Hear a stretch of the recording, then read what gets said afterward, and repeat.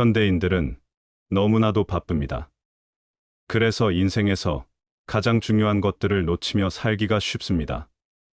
바로 건강에 대한 이야기인데요. 너무나 빠르게 흘러가는 시간과 정보의 홍수 속에 살아가면서 이것이 좋다 하면 따라가고 저것이 좋다 하면 따라해보지만 결국에는 끝까지 마무리를 잘 못하게 됩니다. 그래서 이리 돌고 저리 돌아가다 방향을 모른 채 뛰어다니다 보면 결국 자신이 서 있는 자리가 어디인지 모르게 되고 알더라도 다시 어디로 가야 할지 모르는 방황을 하게 되는 것입니다.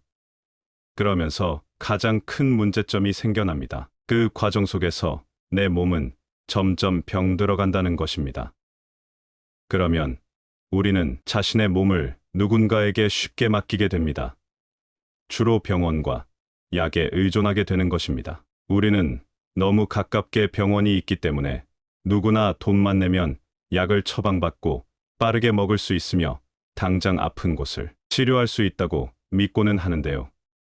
우리가 가장 자주 걸리는 감기조차 치료약이 없다는 걸 알고 계신가요? 우리는 흔히 병원에 가서 의사들이 하는 말을 100%라고 믿고 확신하며 처방약이 치료약이라고 착각하기 쉬운데요. 전혀 그렇지가 않습니다. 현대의학이 사람들의 생명을 연장시키는데 많은 도움을 주는 것은 사실이나 한계는 분명하게 있습니다. 질병이 생긴 근본 원인은 미뤄둔 채 그 질병 자체에만 초점을 맞춘다는 사실입니다. 병이 생긴 원인은 사람마다 다양할 수 있다는 사실은 간과 한체 혈압이 높으면 혈압약을 처방하고 당 수치가 높으면 당뇨약을, 콜레스테롤이나 중성지방 수치가 높다면 고지혈증 약을, 통증이 심하면 진통제를 처방해 줍니다. 현대의학에서는 질병을 치료하거나 약을 처방하기 위한 근거를 마련하기 위해 대규모 연구를 진행하는데요. 연구를 통해 질병과 치료법에 대해서 가장 효율적이면서도 가장 부작용이 적은 것들을 매뉴얼화 시켜버린다고 합니다. 그래서 암에 걸린 경우라면 어느 병원에 가든 3대 치료를 권유받게 되는데요. 수술과 항암과 방사선 치료가 바로 그것입니다. 따라서 현대의학의 한계점은 이러한 평균의학에 있다고 보면 됩니다. 그래서 평균 밖에 있는 사람들이 소외되어 혜택을 받을 수 없으며 오히려 약의 부작용에 시달리거나 약이 전혀 들지 않을 수도 있는 겁니다. 또한 잘못된 진단을 내리는 경우도 많은데요. 진짜 원인은 그것이 아님에도 불구하고 다른 우물을 팔 수 있다는 겁니다. 그래서 분명 나는 어딘가 불편하고 아파서 병원을 아무리 찾아다녀도 뚜렷한 병명을 찾지 못해 난치병이라고 진단할 수 있으며 못 고친다고 해서 포기했었는데 시간이 지나 다른 병이었음을 알게 되는 경우도 있습니다. 또한 오진을 받는 경우도 흔한데요. 정말 병원과 처방약 영양제들이 나의 몸을 근본적으로 치료하며 그것이 나를 낫게 할 수 있을까요? 결론적으로 말하면 아니라고 말씀드리겠습니다. 한 전문의는 말합니다. 절대 약으로는 병이 완치될 수 없다고 말입니다. 그것이 잠깐의 고통을 줄여주거나 경우에 따라 다르겠지만 병의 진행을 늦출 수는 있다고 합니다. 그러나 근본적인 원인이 되는 상태는 점점 더 커지고 있기 때문에 나중에는 막으려고 해도 막을 수 없는 지경에 이르게 된다고 하는데요. 댐으로 치면 금이 가면 실리콘 등을 발라서 당장 터지지 않게 할 수 있는 정도로 약이나 영양제의 역할은 제한적이라는 겁니다. 그러나 물의 거대한 힘을 오랫동안 막아주기에는 역부족이라는 건데요. 그래서 병이 난 근본적인 원인을 살펴봐야 하는데요. 그것은 바로 생활습관입니다. 잘못된 생활습관으로부터 만들어진 병을 약이나 영양제에 의존하는 것은 좋지 않으며 결국에는 근본 원인이 되는 생활습관을 바르게 고쳐줘야 병을 고칠 수 있다는 겁니다. 우리나라 성인병 중 가장 크게 차지하는 고혈압을 예로 들어봅시다. 병원에 가서 고혈압을 진단받으면 너무나도 쉽게 약을 처방합니다. 그러면서 덧붙입니다. 고혈압 약은 한 번 드시면 죽을 때까지 드셔야 합니다. 라고 말입니다. 그러나 처음에는 약을 먹는 것을 꺼리다가 혈압이 더욱 심해져 어쩔 수 없이 약을 먹게 되는 순간이 오는데요. 그러는 동안 바뀐 것은 하나도 없으니 당연하게 건강 상태는 더욱 나빠지게 됩니다. 술도 계속 마시고 담배도 끊지 않고 폭식도 하고 운동도 안 하면 어떻게 될까요? 당연히 약으로 아무리 틀어 막으려고 해도 그 힘이 너무 거대해져 버렸기 때문에 한 알이면 충분하던 약이 두 알도 되고 세 알도 되는 것입니다. 나이 들면 약 몇 봉지쯤 들고 다니는 게 당연한 것이 되어버립니다. 그러다가 결국에는 약으로도 안 되는 합병증인 심근경색까지 오거나 심장마비로 돌연사할 가능성까지 높아지게 됩니다.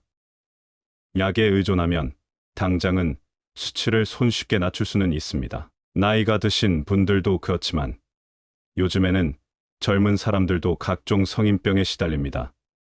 한두 가지 약을 먹는 것이 당연한 거 아니야 라고 말하는 시대가 되었으니까요. 노화와 함께 시작되는 다양한 질병이나 불편함들은 1차적인 원인을 찾기란 거의 불가능합니다. 왜냐하면 사람마다 너무나 다양한 이유들이 다 합쳐진 상태가 지금 느끼는 불편함이나 질병으로 나타난 것이기 때문인데요. 그래서 원인도 모르는데 뭐 어떻게 할 거냐? 의사가 처방해주는 약에 의존하는 것 말고 뭐가 있냐고 하시는 분들도 계실 텐데요. 그러나 원인을 정확하게 모른다고 해도 확실한 것은 있습니다.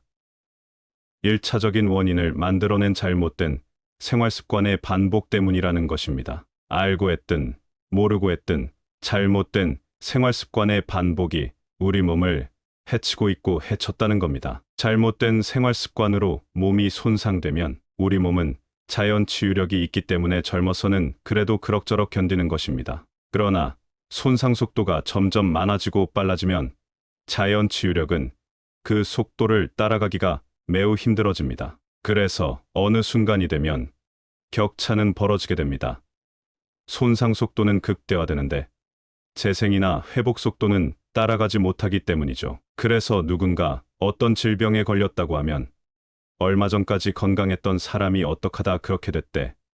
이런 말을 하는 겁니다. 그러나 여기서 중요한 사실은 그 사람은 전혀 건강하지 않았다는 사실입니다. 질병명을 확인하기 전까지 우리 모두는 자신이 건강하다고 착각하는 것입니다. 그러는 동안 나쁜 생활 습관으로 인해 우리 몸은 조금씩 병들고 있습니다. 그래서 우리가 할 일은 손상 속도는 늦춰야 하고 회복력은 높여줘야 근본적인 해결을 할 수가 있습니다. 이 회복력의 핵심은 바로 자율신경에 있습니다. 여기서 간과하시면 안 되는 것이 있습니다. 우리가 어느 특정 부분이 아프다고 해서 절대 한 곳에만 문제가 있지 않다는 겁니다. 우리 몸은 전체입니다. 하나하나가 있지만 모두 연결되어 있다는 것입니다. 전체가 한꺼번에 움직입니다. 우리가 어딘가 불편감을 느껴 병원을 방문하면 내과만 가더라도 소화기 내과, 내분비 내과, 호흡기 내과가 따로 있고 정형외과를 가더라도 신경외과가 따로 있고 척추만 보는 곳, 손이나 발만 보는 곳 등 나누어져 있습니다. 그러나 우리 몸은 감각과 운동과 내장기관 정서가 매시간 시시각각으로 한꺼번에 움직입니다. 예를 들어 우리가 달리기를 한다고 할 때 출발 신호가 울리면 첫 발을 떼고 달리려고 하는 순간 머리부터 발끝까지, 손끝부터 발끝까지 근육들은 나의 의지와 상관없이 스스로 넘어지지 않기 위해 조율해줍니다.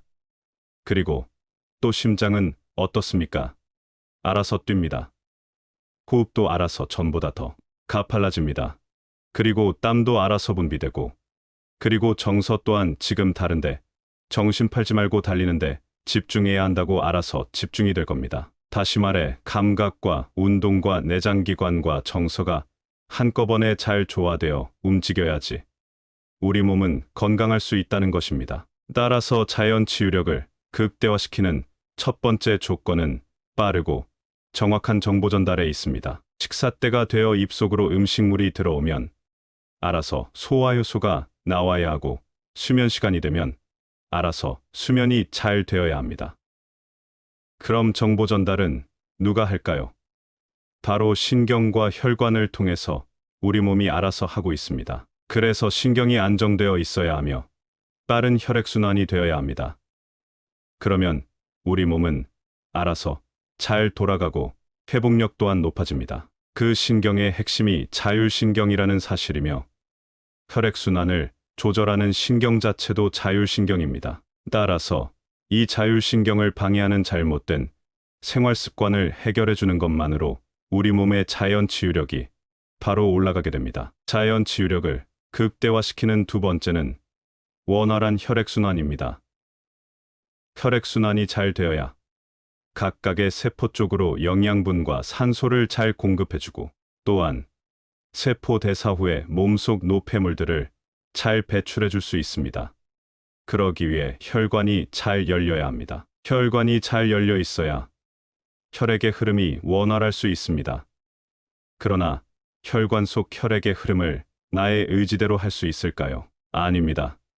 그럼 이것은 누가 할까요? 바로 자율신경이 하는 일입니다.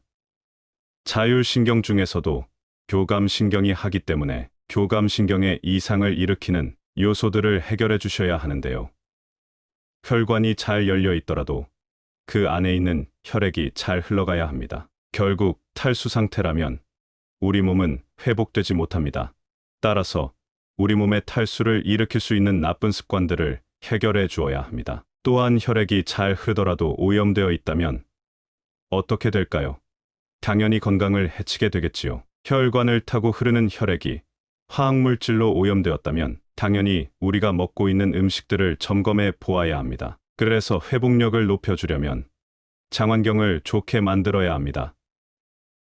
충분한 수분 섭취와 건강한 자연 음식의 섭취로 장환경을 개선해 주어야 합니다. 따라서 곡물과 콩, 채소나 과일식을 주로 하고 육류나 기름진 음식과 술 등은 피하시는 것이 좋으며 과식 또한 몸에 좋지 않습니다. 자연 치유력을 극대화시키는 세 번째 산화 스트레스. 인체의 에너지 생성 과정 중에 유해산소가 급격하게 증가해 인체에 나쁜 영향을 일으키는 상태가 되는데요. 이에 따른 유해산소의 부작용을 산화 스트레스라고 부릅니다.